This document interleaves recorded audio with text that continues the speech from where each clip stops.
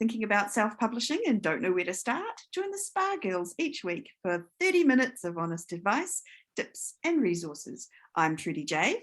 And I'm Shah Barrett. And I'm Cheryl Phipps. And I'm Wendy Vella. And we here we are the Spa Girls. Yay! Hey! And the Muppet Show. Boom. No? Okay. All right, sorry. Too far, right? Yeah. Okay. So this week we are clearly operating on the crazy bug. It's all too hot. We're like I think some of the knowledge is draining out of our brains. We're melting. It's shriveled. It's just all dried up. I was like melting in the heat. I was going the other way. Melting. But we thought that we would talk about how you can reignite your joy in your writing. So, and I mean, we've all been through a tough couple of years. It's been ups and downs, ins and outs, craziness. And it's been hard. It's been a hard time. So we're just going to talk a little bit about that, and then we want to Marie Kondo our writing lives. We're going to take a little bit of inspiration from the queen of decluttering and declutter and get a bit of excitement back in our writing lives. So let's go. So let's do it. I think the thing is also that we just need to acknowledge that all of us are feeling a little bit like that at the moment, aren't we? Yeah. You know, we've all had. If I think of writing, joy is not the word I've got parents that have been sick, and you know, we've all sort of been, and I'm just like on deadlines up the wazoo, and you know, like the pressure, I can feel the pressure starting to mount. So today I woke up and thought, what am I going to do that's going to change and rekindle what I love? Love that. And the girls came on board with that.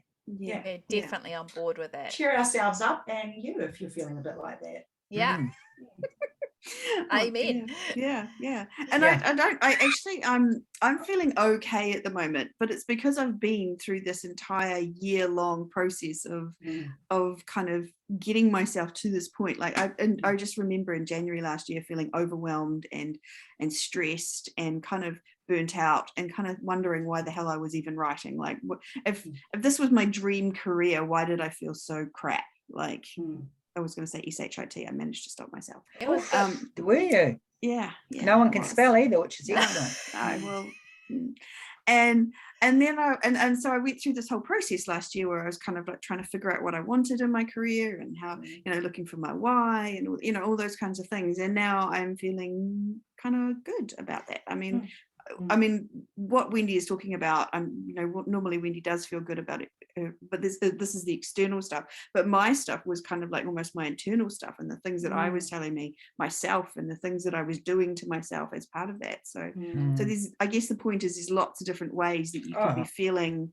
But it can be either or, but it also can be a combination of both, can't it? And I think the more external and internal stuff that's mixing around in there, the less likely you're going to feel like, yay, let's sit down for an hour or 5 and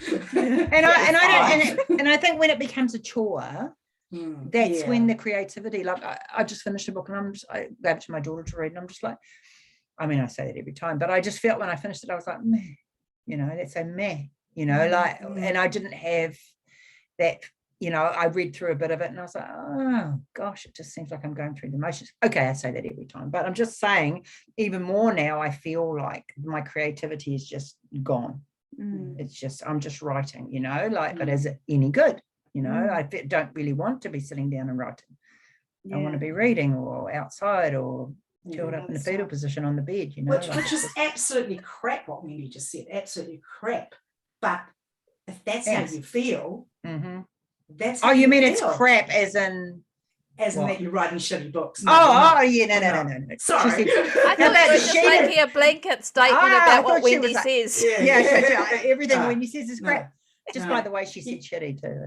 I know. I just heard that. I was like, I'm making a big effort not to swear. And then Cheryl, let's drop. And then Wendy copies. I mean, it's like, why do I bother? Yeah. But you don't have to actually validate how you feel to other people. How you feel is important, and it just is. But then what do you do with it?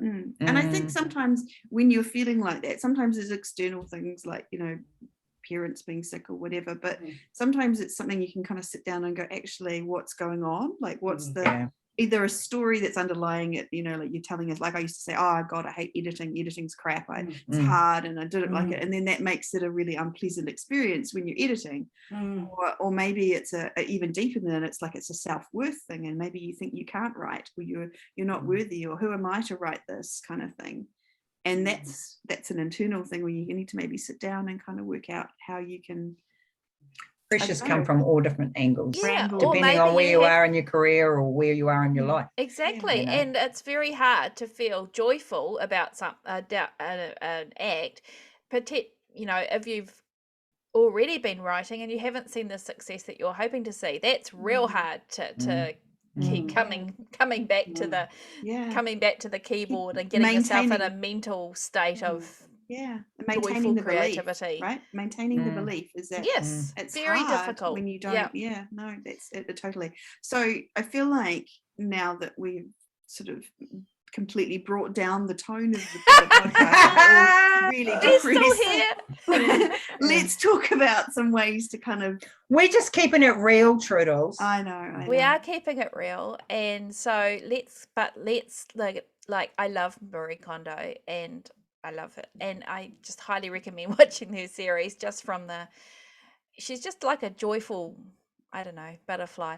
But what she says when she's starting, be joyful butterflies. Joyful butterfly. I can't imagine Marie Kondo sitting here swearing like we've just spent the last 5 minutes just saying. We're real, completely swearing the whole time. We're real people. So her rule is commit yourself to tidying up. Our rule would be, or our suggestion would be, I guess, is commit to yourself, wouldn't it be?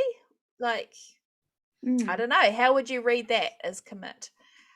I don't know. I always go back to why I write. So when I'm experiencing this sort of thing, it's very rare for me, but I'll sit down and go, okay, what does my writing give me personally? Why do I write? What is my joy in writing? And then I sort of start there. And I'll even sit, and even though I'm not a plotter, I'll sit down and write down what's going on, you know. Yeah, so maybe recommit to your purpose, recommit to your why. I like that. Absolutely. As our first recommendation on the Marie Kondo for writers list. And maybe write a list of, because you know I like lists. You are commit to those lists, Cheryl. Yes, commit to those. But you know, maybe what is making you feel this way? What do you know, like, can you pull it apart? And if by pulling it apart, you might see the truth of it, you know, not what you think is happening or going on inside you or outside of you, but, you know, like, how is it affecting you? And for what reason? You know, is it something somebody said? Is it some terrible thing that's happening around you? Is it the world, you know, with COVID? Is it that? Because, you know, that's very possible to just be that, because it's not a little thing, is it? It's not something that you can say, well, next week that'll be fine. That's so true. So true. Yeah, or is it something as simple as you're just burnt out, or you're just tired, or just the mundane routine that is your life at the moment is just actually sort of coming down on you, and it's just too much, and you're like, I need to change things up, you know. Like, I mean, if you can stand back and look at that and see why, you know. Have you not had any breaks lately, or have made the deadlines too strict, or you know? Oh yeah. I think you need to be honest with yourself too, though, right? Like, say, oh, it's COVID. COVID did this, but actually maybe it's something else. Like, you just need to really look at, you know, be honest with yourself. Be really just kind of, don't look for the easy answers. Like, sit down and kind of just, as Cheryl says, write a list. Start writing out all the things that you think could be stopping you, and you'd be amazed what might come up. You know, like once you get down into your 20th. And don't push it aside either, you know, because it's not going to get better. If you're feeling that way now, it'll get worse. You need to actually go, you need to address it, you know. Like, if you had a problem in your day job, I say this is our day, but if I had a problem in my old day job, I would have had to deal with it. Well, this is your job, deal with it, you know. Absolutely. Maybe say it out loud as well. Or do it with somebody else. I mean, I think there's a lot of us feeling like we're feeling, so you're not alone. And I think just knowing that you're not alone can be very comforting as well, can't it? Somebody else commiserating or being able to have that empathy is pretty huge, I think. Yeah, Mhm. I agree. As long as it's in a positive way. I just think Yes. you Yeah, you don't- don't want to end up in a gripe session. yeah, like look, you're looking for positive solutions to a potential problem kind of thing. Yeah. Absolutely. So Marie's next suggestion is to imagine your ideal lifestyle, and I think this actually absolutely appeals or applies to refinding your joy or reigniting your joy. Is maybe not necessarily your ideal writing day. I mean, that could be one of the things that you do. But it's just, I guess what the theory behind it is imagining and trying to put a visual in your head, isn't it, of how you maybe want to feel or how it looks to you, of what a joyful writing day would look like for you. Yeah, and I think that kind of, it connects into the commit thing, as in commit to your why, or commit to recommit to your why. Then imagine what your why looks like in the future. Like, give yourself something. It's almost like visualizing your goals. And I don't know about you, but like when I can feel how it would feel, and if I can imagine the emotions that I would feel when I'm in that place, as well as just imagining where I want to be, that makes it so much more real. And it kind of gives you a little bit of spark back, like when you can kind of go, oh my God, imagine how awesome it would be to have, my book at #1 on Amazon, and what would I need to do, and how would I approach that, and how would I, all those kinds of things. Gives you that energy, that kind of the Absolutely. feel. Yeah. So absolutely. Also remembering the joy of a certain aspect of your career, bringing it back, being able to feel it, literally feel it. Like, we've talked about being in the zone. I mean, there's no greater feeling, I think, as an author, except maybe pressing publish. But, if you can recreate that just by feeling it, I think that's a very powerful tool. Yeah, absolutely. 100%. Yeah.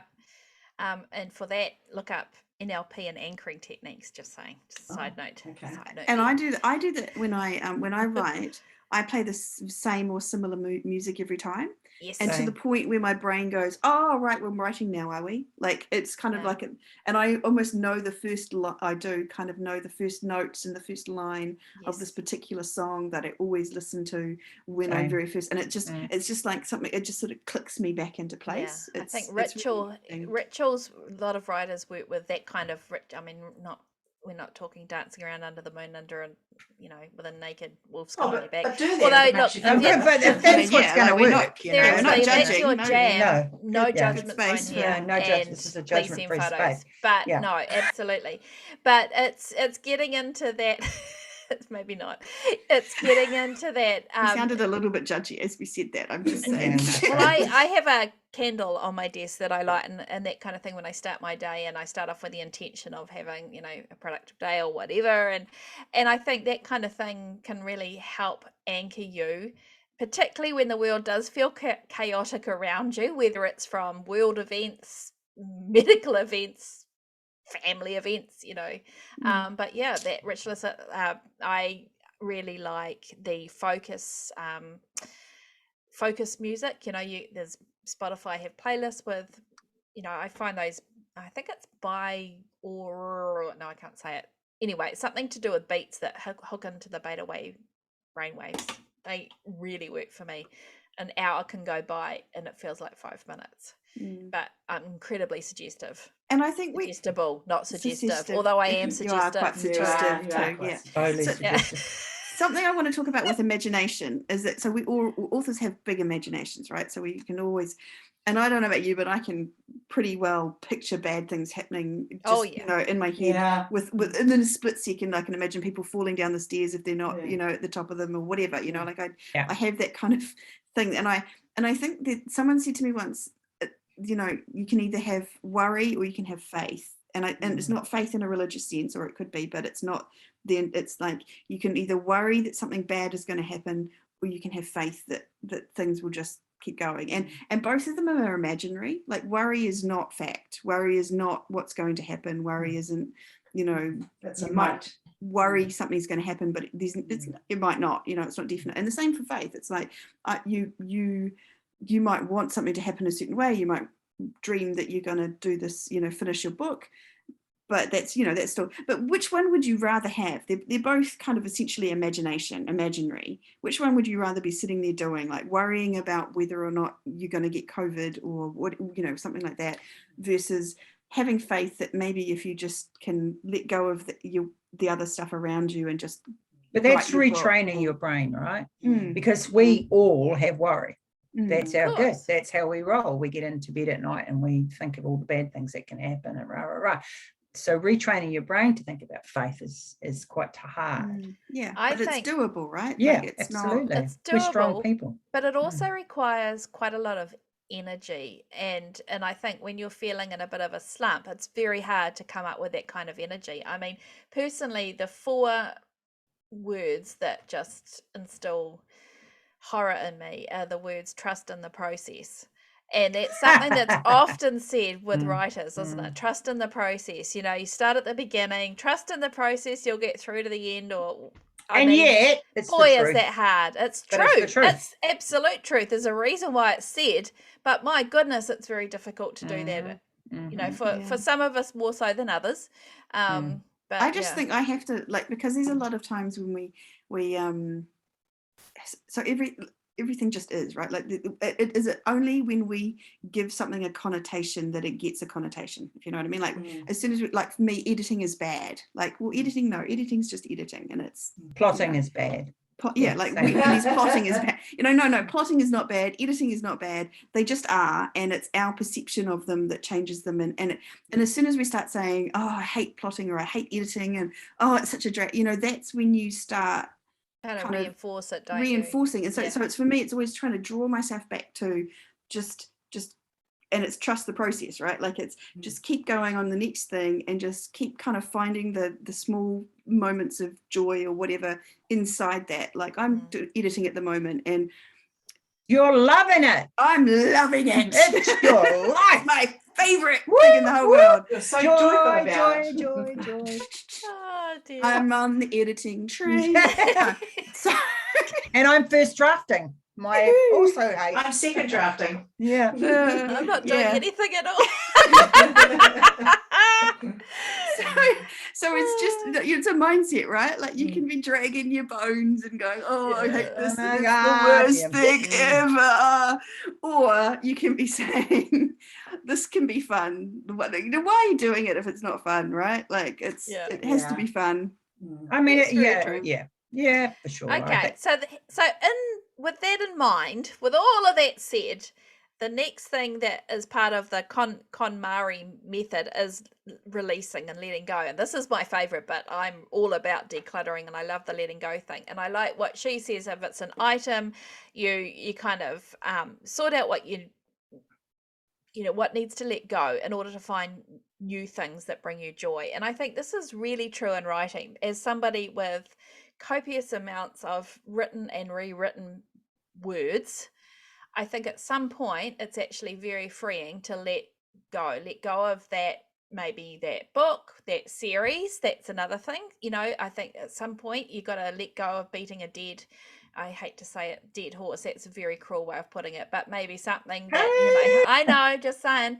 But honestly, she's going to bring a shark shifter in a minute. She's bringing them all out today, or let go of that concept of covers that you love, but maybe that aren't resonating with readers, or even on a really basic level, let go, like Trudy was saying, of self-talk that isn't serving you. That you thought was. Let go of a Facebook group, a writers group that you find yourself drawn to, but actually is it, I think it's letting go of things is really, really important. It is, and letting go of, like, for me, I was listening to too much news, listening to too much talk radio, talking, constantly seeking news about what's going on, how many cases, and I just said to my husband, I just think this is a real down buzz for me, I think it's I don't need it at the moment. I can usually pull myself out of a funk very easily, but at the moment it hasn't been working, and I think that's because there's just too much negativity around me. And I think it's also, though, it piles on, and what we're carrying is that load, particularly of the last 2 years of news, shall we say, and it's maybe under, olden times, it was easy just to kind of disconnect from the news for a week. Whereas now there's still that, oh, what's happening, what you're missing out on. But it's the same with author groups and writing things, and fears around different retail platforms and that kind of thing. It is very hard to not let that affect you, isn't it? I feel like letting go could also be like getting rid of all the emails that are, looking through the email inbox and saying, well, I don't need to subscribe to 10 billion different author. I mean, it should only be the Spa Girls podcast weekly newsletter filled with that's a nice given. tips and free resources. Why would you even need to say that? And I these some time last week. insights. Yeah, exactly. I spent some time last week actually going through, because I belong to a ton of Facebook groups, and the ones that I didn't want to unfollow, that I might use in the future, I just turned off notifications. Yeah. And same with another few things that I was able to. I just made them a digest rather than a daily or weekly. It actually does simplify your life. If you haven't got all that demanding your attention, then you're more likely to settle into what you need to do. Yeah, 100%. Absolutely. And it's when you know that you've got a deadline and you know that you want to do something, you know what you've got a goal, the first thing your subconscious is going to do is like, oh, look, squirrel. And find you something else to there must be something else I can look at. Especially if you're writing your first book, like if you're doing something new that's different to what you've always done, you're going to be like down a rabbit hole on a Facebook group chatting to someone about why you should be doing TikTok, even though you haven't published or even written your first book, And I guess too, I'd say particularly with forms of advertising, if you've got a few books out kind of thing, you can quickly find somebody that can validate XYZ doesn't work for advertising, whether it's Facebook ads or Amazon ads or this particular method or that person's method. You will always find somebody that will agree with you or disagree with you. And you can end up spiraling kind of thing, or being stuck in this sort of whirlpool of this isn't, and the harsh truth is some books will work better for one type of advertising than another. It just is how it is. And sometimes I think letting go of trying to fit or trying to do what XYZ guru says to do, that if it's not working for you, let it go. Here's your seriously let it go. Because you can spend a lot of mental energy trying to work out what's wrong with you and what's wrong with how you're doing things, or you're not good enough, and the old self-talk kicks in again. Simplifying is a big way for me to get back on track. It's just simplifying the things I need to do. Is it important that I get on TikTok and make a TikTok right now? No. Is that the best use of my time? And that's that's but on the other hand, you are doing very well at TikTok because you have simplified that too. It's just fun. That's just like 5-10 fun, minutes. Yeah. And you're not sitting there working out a content calendar or working out a storyboard for the video you're making. You're just doing off the cuff. So that's kind of. But if I don't do it every day, is where I'm going with this. It was like, oh, you must do one. Like I've got 2 names every other day. So now I'm like, oh well, if I don't want to do one today, I don't do them. Yeah. And so that's working better. So my time is better spent doing what I unbogging myself, I guess is the word. Is that even the way to say it? Unbogging. I get bogged down very easily with a whole lot of stuff. So unbogging. I mean, if you look at it, I think that might be a new word. I think you might have just just made up another new word for spa. Hey, we're going to have a Spa Girls glossary of Spa Girls words, right? I like that. I quite like debogging as well. Yeah, debogging would even be better. Well, debogging would be the verb, would it not? You're debogging, like you're getting rid of the bog. So you're debogging. Maybe unbogging the action is the process. unbogging. Anyway, the bog thing. You heard it here first. Yeah. So where I'm going with that is I find that if I haven't got all these little things on my shoulders going in my ear telling me what I need to do, I am far more creative. And so that's something that I need to acknowledge and stop taking on board, and back in your process. all of that sort of stuff for me is And important. the creativity is actually what gives you the joy, isn't it? Yeah. Absolutely, 100%. 100%. I mean, maybe there's some people out there who are writing and it's not about the creativity, but I mean, for all of us, it's about being creative. It's about loving writing and wanting to share stories and share our stories and stories that we've created from our ginormous brains and sharing that. And like if it's not doing that, if you're not feeling that love for that, then you have to kind of go, what's happening? What are you doing? 100%. Why? Yeah. So back to Marie. So we've we're not following all her rules there, but one of the things she talks about is doing things in the right order, sort of from easiest through to more difficult. So for example, decluttering clothes is easier than maybe getting to the sentimental items. So the childhood teddy bear or the scary doll kind of thing, which anyway, let's not go there. But that makes sense to me. So doing the easier stuff first, and you kind of build momentum and you build energy. So maybe starting your writing day with something that you find easier rather than trying to, and I know that will go completely against what a lot of the productivity gurus say, which is start with everything the most I believe. difficult task first and get it done. But I think again, it's know thyself.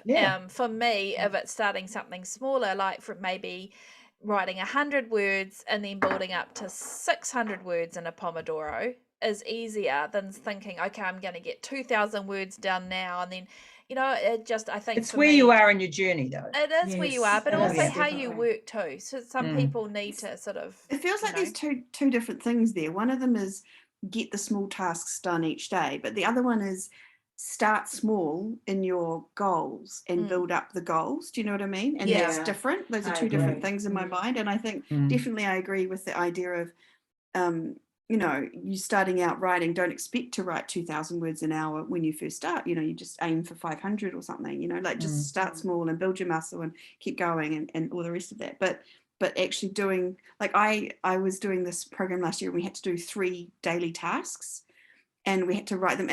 And it was like needle moving actions. You had to do the things that were going to move you ahead. And it was all very, and it threw me off because on a day that I just had to write, I was like, oh God, I have to do these other 3 needle moving actions. And I'd be stressing about it and worrying, I'm going to have to go on TikTok and do the TikTok thing. When actually, just for that day, I just needed to write. I just needed to get that done. That's very big action. Yeah, that's my one big noodle move. And what happened is that I was getting needle moving. Needle moving. Sorry, but noodles move as well, I guess. Yes, but maybe that could be my new saying. I like to do noodle moving activities. But it was about what is going to move me forward, and I was getting distracted by all these other things that seemed like they were more important. And all it does, and that's that whole thing of decluttering, it's like when I start trying to do too much and too many other things, I just get lost in it and I don't achieve anything, versus being able to just do one big thing and focus on that and get that done. It's a whole nother story. But I think that would align with start with easy, and by easy, not necessarily something that's easy to do, but it's more like start with something that you can complete, or that is simple, actually right? simple. Decluttered. Yeah. But also make your goals, or these little challenges, or these noodles that you're doing, make them about you, not because someone else is doing them. I think we are very, did you know that so-and-so wrote this many words and why can't I? And then she's published 950 books this year and I've only done 2, and and so on and so on and so on. And that can really manifest itself. And then you just chuck your toys in the air and you go, why am I doing it?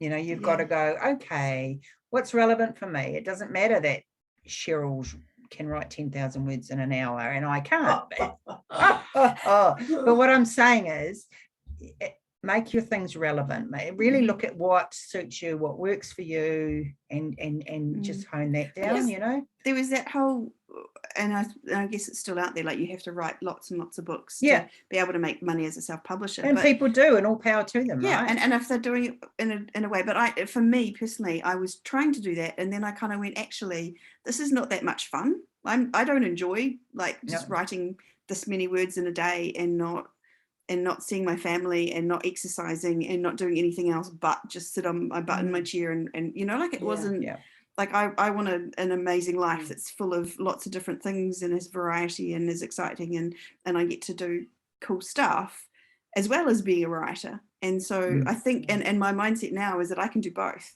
I don't have to be someone who sits all day in my chair. I can write awesome books, and I can have a life, and I can make lots of money, and that's where I'm coming from now. But I just think that there's, like the starving artist myth that was around for, and still is around, there are a lot of myths in self-publishing that maybe we believe, and we just need to kind of stop and go, is that relevant to me? Is that really true? Is that, is that and if correct? it is, that's fine too. Yeah, it's cool. I mean, if you need to sit your butt in a chair until you write those words, and that's good. And we've talked about that.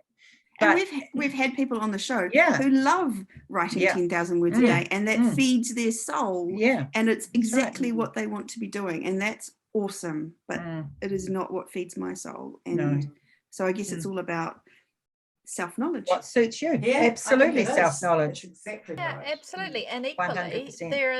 there is no what's the word? There's no class of that makes you a better self-publisher if you're doing it full-time versus somebody that is happily doing it part-time, or and maybe has a job on the side, whether that's full-time or whatever as well. I mean, it's got to be what works for you as well. And personally, I think there's no greater creativity dampener than the fear of not making the rent or the mortgage that month because you're not producing the words, so therefore you're not producing the words because you're so worried, like it can end up.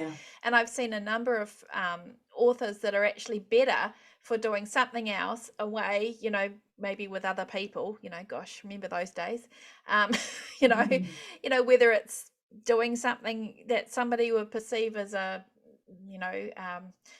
non-creative job, but that actually serves them better because it gives them a break, and it also takes off that financial pressure, because actually the pressure to produce is one thing. Pressure to produce in order to pay bills is a whole nother level of pressure as well. So that is not for the faint of heart, as they say. I know, but I think when I gave up my other job and did this full time, I think I had to realize that I was going to work for 8 hours a day. Yeah. So why can't I write for 3 and do the rest of it? Well, what I need to do, I think that's it's quite a to come to the realization that you're your own boss and you have to fulfill all these obligations to yourself, and meet the needs financially or whatever that you need to meet. You've got to be organized. You've got to love what you do, and when you get to a stage where things are not flowing, that's when you have to go back to what worked when I very first started, And I would say probably self-care and amongst that, particularly if you're doing this full time. I mean, you're not, and that's the other myth I think people think, if I wasn't, or when I'm going on my annual leave of 2 weeks, I should be writing 8 hours a day. That I think no, 99% of people, you can't. That's not good for your body for a start. Your hands aren't going to last long if you're doing that for 8 hours a day. But there's other things, and I mean, again, we've talked to writers that write in kind of months, don't they? They'll write a book, like that's all they do, and then they maybe market for a month or whatever. So there's different ways of structuring it. But start with simple, I think, in general is actually a good. And but if you're going down the rabbit hole of that being a little bit sort of off center and writing's not good for you, go back to what you love, and that's like reading. Yes, writing for fun, writing in bursts, stopping when you feel like you don't want to stop, writing with others, set the mood when you write, look at what you write, all those things. Change your venue where you write. Absolutely. Start with simple and go. And writing without editing, if the comma's not in the right place as you're writing that sentence, then you don't have to break out in a cold sweat. It's okay to carry on. And, or if you can't think of something, you can put XXX. And that's exactly right. Write a scene. If that book's you just bog down, jump forward. Heaven forbid I could ever do this, and write another scene. Yeah, Cher does that. I had some interesting advice. I was talking to someone, and they were. I was talking about a book that I'm about to start writing, and I was saying, I'm just a bit blocked with it, and I don't know. And she's like, well, why don't you just, because it's in a series, and she's like, why don't you just put it 10 years in the future from the last book? And I was like, ooh, can't do that. But I mean, but her point was, do something that's just completely out of what Yeah. you're thinking, like, just do something. And it kind of gave me the jolt I needed to kind of think of actually what I thought was a really cool plot point for the book that I had, but just that is completely different than anything I would have thought of. So just like change the point of view in the character that you're, or the scene that you're writing, or put them on Mars, or don't make them happy, make them sad, make them grumpy, change something within that book. The setting, bring in a cat. It's got an attitude, like, one of the things though I think that makes it so hard as a writer is because we've all got amazing imaginations, as we've talked about previously, and it's almost like there's too many choices, and I think too many choices of something can really be overwhelming, or you just can end up not doing anything. And maybe that's something where, like, a writing prompt, and like Trudy was saying, setting it in a different time or taking a different point of view, give yourself some restrictions as well, can ironically work. Wow, that's a new level for you. You like that? Yeah, I know. No, I do well. I'm a bit like you, with my list, but I like checklists, and I have a checklist of things. Otherwise I can sit here going like, One thing that I do, if I get really stuck, if I'm halfway through a book or even further, and I'm really, really stuck, is I actually write the ending. So that's not set in stone. It's on paper, but it's not set in stone. And often, because I know what's got to happen, then I know what needs to happen. Then you can write to the ending kind of thing. Yeah. I love that. Now, this is, we can't finish the discussion about with the famous phrase, does it spark joy? So how would we apply that to writing, or to your writing? Does your writing spark joy in your heart? Yes. Ask yourself that. Does what you're writing? Like, are you happy? Are you like, this is what I think is like, slogging away all hours of the day, writing these book after book after book, never stopping, never celebrating, never congratulating yourself, just next book, stressing about it, worrying about it. Is that what you want? No, 100% no. You want to enjoy it. You want your writing to fill you with joy and to spark happiness in your life. So make sure that that's what it's doing. Make sure that this is fun and enjoyable and makes you happy, Yeah, and I don't think you can actually truly look at your books until after they've been published. Like for me, like I'm just rereading a series, because I always reread a series when I'm about to write the next one, because I've got a few on the go, and I'm just rereading one now. And I was like laughing last night. Blake said, "What are you laughing about?" And he said, "You're reading one of your books." And I'm like, "Yeah, they're actually quite good."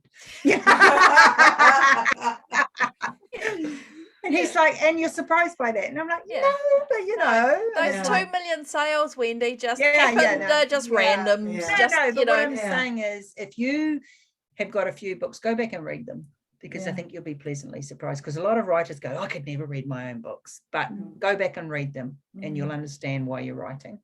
Read your 5-star reviews. Don't read your 1 stars. No. They're just jealous. Or read your favorite book. This is what I do to myself sometimes. Your favorite book, or buy another author, right? Like, so an author, I'm reading Maggie Stiefvater. I don't know if that's how you say her name properly, but anyway, at the moment, and I love her books. I think they're awesome. And I went in the other day and looked at some of her 2 and 1 star reviews, and these people are like, this book that I think is amazing, they're like, "Oh no, didn't love it. It's very boring." And I was like, if she can get people saying that this is boring, then that's okay. I mean, let's face it, Stonehenge has been reviewed as just some stones, like just placed there, I mean, come on, people, you're gonna get I mean, I'm all for an IQ test being necessary in order to write a book review, but apparently that's some draconian. Awesome. I think that's a good. We've done well there. Spark joy, and I think and the other thing is, but it's okay not to find joy in the whole process, but you want at least at some parts to be joyful. Gosh, like when you write the end, you want to be happy about it, right? Sometimes I feel like it's a bit of an anticlimax, actually, writing the end. Because you're like, "Oh, I've got to start another one now." No, I don't write the end either, ever. No. All right. Anyway, the Awesome. end of this The podcast end. Yeah. is now. But where can we be found? We can be Wendy? found Oh, by sorry. Wendy at spagirlspodcast.com. And please go to YouTube, because we need more people we do. doing whatever you do on there, so we can get to that many Whatever. numbers. Someplace. Technically speaking, And then that would be great. That would be Okay, give us cool. some joy to know Yes. that we're loved. Not that we're needy, Joyful but Yes. Sorry. Awesome. Okay. all right. So Thanks thank for you joining all. us. Thank you all for Bye. listening to another episode of the Spa Girls podcast. We'll be back again next week, but for now, Bye. Well, bye.